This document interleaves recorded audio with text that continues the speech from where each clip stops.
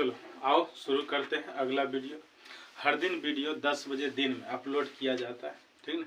Total previous question है, पूछा गया क्वेश्चन जो भी है, क्वेश्चन बैंक से क्वेश्चन लिए हैं, ठीक है। सब टॉप का क्वेश्चन, ठीक है। इसको बना के एकदम प्रैक्टिस कर लेना है बार बार, है ना, ताकि एग्जाम में जो पूछने की संभावना है, अगर पूछेगा तो सीधा 2 नंबर आएगा, है ना। जो भी क्वेश्चन होगा 2 नंबर के 5 नंबर के क्वेश्चन होगा, ठीक है। इसलिए बढ़िया से देखना है, ठीक। चलो आओ देखते क्या है पहला क्वेश्चन। पहला क्वेश्चन है 3.3/8 का दशमलव प्रसार क्या होगा। दशमलव प्रसार 2 स्थिति हो सकती है, या तो शांत हो सकता है या अशांत हो सकता है। आओ कैसे चेक करेंगे क्या होता है। तो इसको लिख दो 3.3/8। इसको क्या करेंगे, इधर से गुना होता है, इधर जोड़ होता है, तो 8 × 3 24 और 3 कितना हो जाएगा 27/8, ठीक है। ये भिन्न प्राप्त हो गया।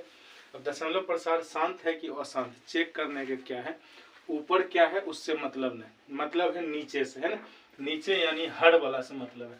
हर का गुणनखंड, किसका, हर का गुणनखंड, गुणनखंड क्या होना चाहिए, या तो 2 पर पावर n, 2 पर पावर n का अर्थ हुआ कि 2 कई भी हो सकता है, कोई फर्क नहीं, कितना भी हो कोई दिक्कत नहीं, या 5 पर पावर m यानी 5 भी कई हो उससे कोई फर्क नहीं पड़ता है, या होना चाहिए 2 पर पावर n गुना 5 पर पावर m, यानी 2 और 5 दोनों होना चाहिए। जब इस स्थिति में रहेगा, ठीक ना, तो समझ जाना है कि दशमलव प्रसार शांत है। इस सब के सिवा और कोई आ जाए, मतलब 3 आ जाए, 7 आ जाए, 11 आ जाए, 13 आ जाए, 17 आ जाए, समझ लेना कि दशमलव प्रसार अशांत है, ठीक ना। चलो तो क्या करेंगे, इसका नीचे वाला का खंड करेंगे, तो 8 का खंड क्या होगा 2 × 2 × 2, यही होगा, और कुछ तो नहीं हो सकता है ना।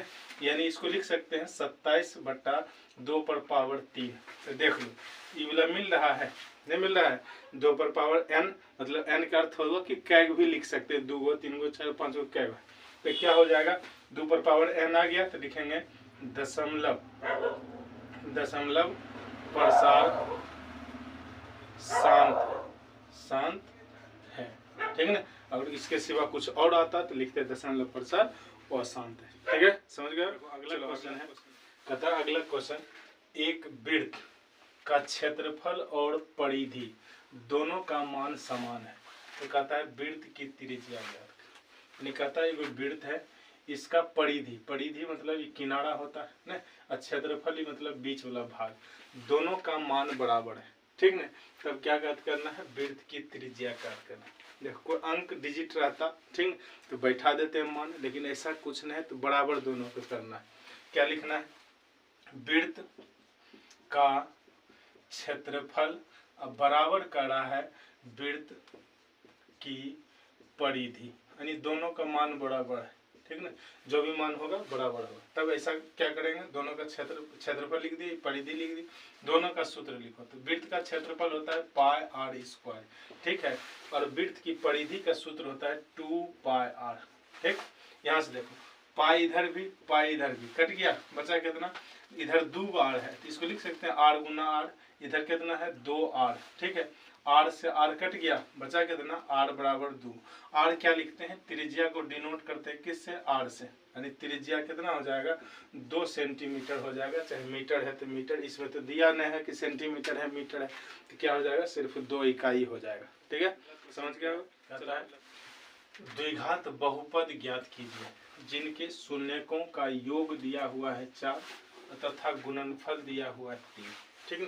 पहले तो द्विघात बहुपद किस रूप में होता है इसका जानकारी होना चाहिए, ठीक है। तो द्विघात बहुपद होता है ax² + bx + c के रूप में, ठीक है। ये द्विघात बहुपद का रूप है, लेकिन यहाँ शून्यकों का योग और गुणनफल दिया हुआ है, तो उसके लिए अलग से होता है। क्या होता है, x² - α + बीटा × x + α × बीटा, है ना। अल्फा प्लस बीटा का मतलब होता है शून्यकों का योग, यानी शून्यक अल्फा और बीटा है तो दोनों का जोड़, है ना, और शून्यक अल्फा × अल्फा और बीटा है तो दोनों का गुणनफल होगी, ठीक है। और सीधा दिया हुआ है, शून्यक दिया हुआ रहता पहले जोड़ते फिर बैठाते, और गुणनफल दिया शून्यक दिया रहता पहले गुना करते फिर बैठाते, लेकिन यहाँ सीधा सीधे दिया हुआ कि योगफल 4 है और गुणनफल 3 है तो सीधा सीधी रख दो एक्स स्क्वायर माइनस योगफल कितना है 4 दिया है तो 4 गुना में x करेंगे तो x हो जाएगा प्लस अल्फा इंटू बीटा यानी गुणनफल का मान कितना दिया हुआ 3 दिया हुआ यानी द्विघात बहुपद जो होगा क्या होगा x square minus 4x plus 3 के रूप में होगा। ठीक है, समझ गया हो। इसी तरह से ध्यान देना, यहाँ 2 चीज ध्यान देना। पहला कि योगफल दिया हुआ है कि नहीं दिया हुआ, अगर योगफल दिया हुआ है तो डायरेक्ट यहाँ से बैठा देंगे, इस पर बैठा देंगे, ठीक ना। अगर शून्यक दिया हुआ रहता तो पहले अल्फा और प्लस बीटा निकालते, ठीक, इसका मान निकालते, एगो शून्य का अल्फा मान लेते, एगो बीटा मान लेते, दोनों का योग निकालते, फिर अल्फा इंटू बीटा निकालते, तब उसके बाद फिर यहाँ रखते। ठीक है, समझ गया होगा। चलो अगला बढ़िया से देखा करो क्वेश्चन, और जो पहले बनता है उसको बना लिया करो, ठीक ना। उसके बाद क्योंकि अब लास्ट से सीजन है, यानी लास्ट है, रिवीजन चल रहा है, तो पहले जानकारी होना चाहिए, जो नहीं बनेगा उसको देखना है ना। आओ शुरू करते हैं। क्या है क्वेश्चन, कहता है एपी, एपी यानी समांतर श्रेणी, समांतर श्रेणी, ठीक है। क्या दिया हुआ है 9, 13, 17, 20 डॉट डॉट डॉट का 20वां पद क्या होगा, ठीक। 20वां पद हो रहा है कि जब ए ऐसी इस तरह से लिखते जाएंगे तो 1 2 3 4 5 6 7 8 9 20वां स्थान पर क्या होगा, तो इसको निकालना है ना।